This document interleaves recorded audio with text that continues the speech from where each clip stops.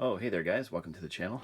Thought I'd do another recap video of some projects that I've done in the last few months.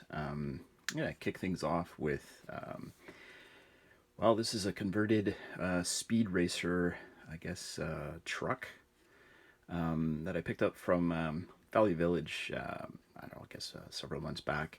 And this was actually my car of the month model. It was actually my second one that I had done after I did a train. I did, I guess, like it was a steampunk train, as you can see in one of a few of the previous videos on my channel. This one actually is glow in the dark. I may actually, yeah, I'll show some clips at the end of the video for this one.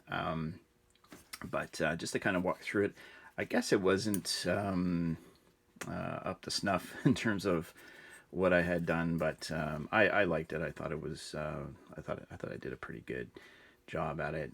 Just trying to be a little bit more creative.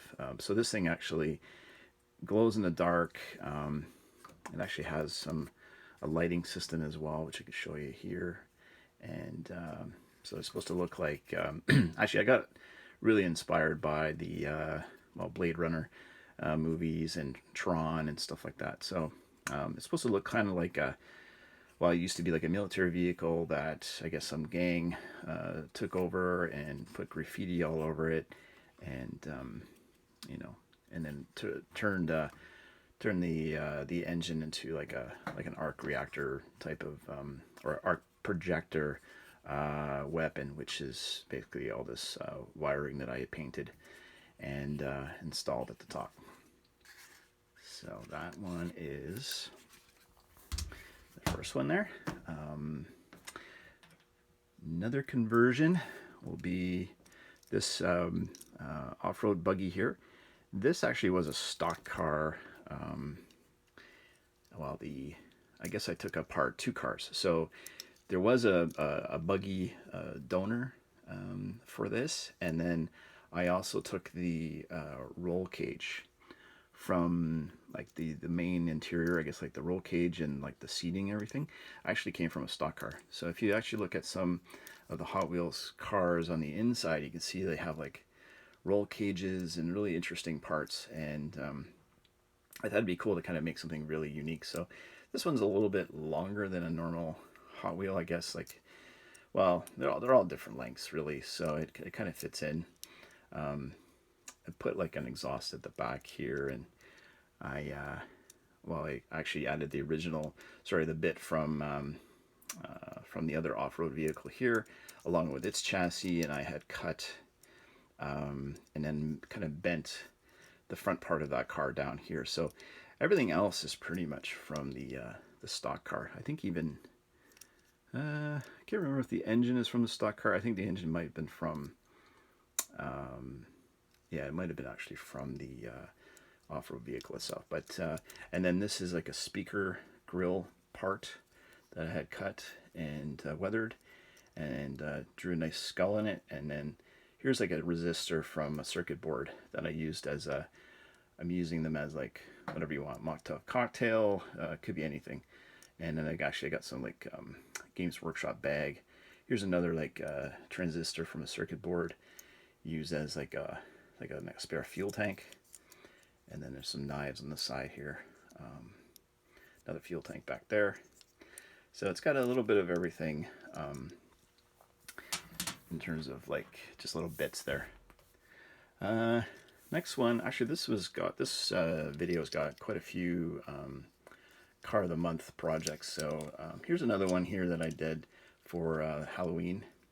And I'm thinking I shouldn't have done the wrap on it because I don't know, you couldn't really see the total detail on it as much. I don't know, it didn't really get as much love as I thought it might. I thought it was kind of a neat idea. I had a few ideas for this theme. One was the Headless Horseman, Frankenstein, and I was kind of going with that classic monster theme. So like from the 30s movies, like, Dracula and stuff like that. So yeah, I had Dracula, I had a werewolf idea, but I decided on, some kind of a zombie or something coming out of the ground, and went with this Well, with this model here, a vintage car that's been stuck, buried for forever, and has come back to life. Actually, I should mention too. So this engine actually came from a different car. I cut the hood. What else did I do in terms of mods? That's really the main mods that I had done, was actually just installed a brand new engine in it and glued it to the base, and it worked quite well. Next off is basically like a sketch car. Took this buggy that I had in my bits box for a while. This one actually was going to be converted a while back, I should say. Never got around to it, and I just got this idea after looking at a video of a Masterpiece Optimus Prime that was done all painted in white, sketched out like this. It's starting to have a little bit of wear on it because I guess I've handled it a little bit. The safest place to move it around is actually just holding the wheels. But it's supposed to be like permanent marker, but it does smudge when you're actually working on it. And the last one, this I'm just doing 5 at a time here. Here's Project Goliath. This one took a bit of time, to finish off. Kind of just took my time with it. I wasn't in any rush to complete it. But as you can see here, if you haven't seen the video for this one, please take a look at it. It's got a full painted interior. It's got a mad looking driver with a skull helmet. It's got a commander, and it's got a big screen TV in the center console. No, just joking. And it's got like a little bit like a bomb or something I put on the seat. I had to modify the steering system. So basically I took the wheel off the original steering setup and I glued it to this to this post here. And I wasn't able to properly close this with the original setup, and kind of had to make some modifications to it. But main problems with this was like I kept breaking the machine gun, so I left it off as a stubby. And yeah, it's got the machine gun at the back. This was all converted from